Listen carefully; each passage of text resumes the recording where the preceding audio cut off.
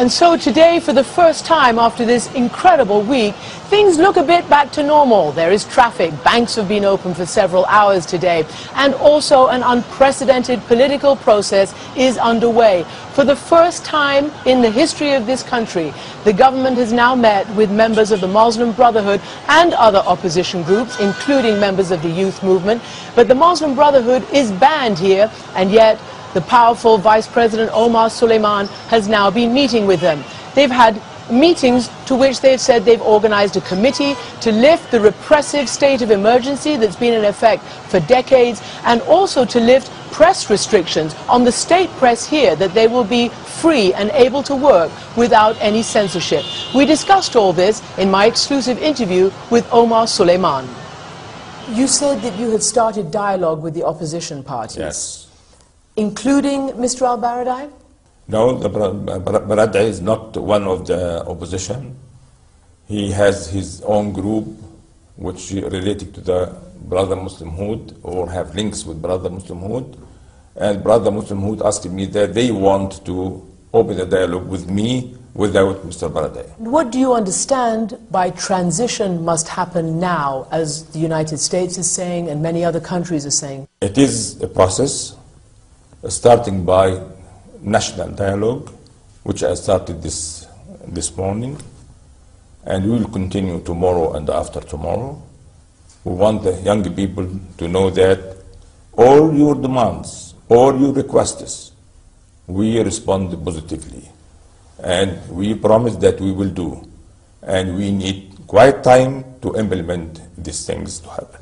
What is your fear if President Mubarak was to say, I've had enough? He told me that he's had enough, 62 years of public service, and he wants to go, but not quite yet. What are the concerns? Why would he not go now? We don't want chaos in our country. If President Mubarak will say that I'm leaving now, who will take over? In the Constitution, that means the Speaker will take over. I think with this atmosphere, that means the other people who have their own agenda will make instability in our country. Will you present yourself as a candidate for president? No. According to this constitution, I cannot. I am not from any party. I'm not belonging to any party or to any group, which I cannot be a candidate as a constitution. If it was possible, would you run for president? I don't think so. Why? Well, I became old man.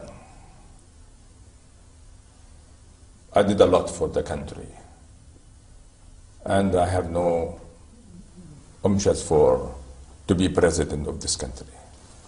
When the president asked me to be vice president, I accepted directly, just to help the president in this critical time. When you see what's happening on the streets of Egypt, of Tunisia, and now of Jordan, and Yemen, and Syria, what do you think? These are young people who want a different world. This is the Islamic current who push these people. You think that? Yes. You don't think it's young people who want their rights, their freedom? I don't think that's only from the young people.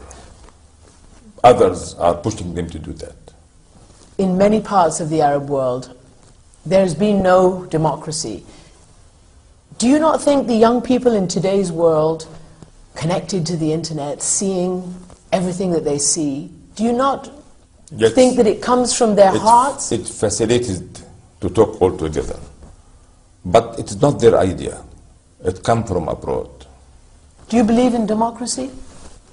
For sure, everybody believes in the democracy. So do you not? But when you will do that? When the people here will have the culture of democracy. We know what the opposition wants. What do you want from the opposition? I want from the opposition to understand that in this limited time, we can do what President Mubarak have said. And we cannot do more. And when new president will come, you will have more time to make any changes you want. What message do you have for the young people who are still standing and still in that Liberation Tahrir Square? We can say only go home. We cannot do more than that. We cannot push them by force. Everybody has to go home. We want to have normal life. We don't want anybody in the streets. Go to work. Bring back once again the tourists.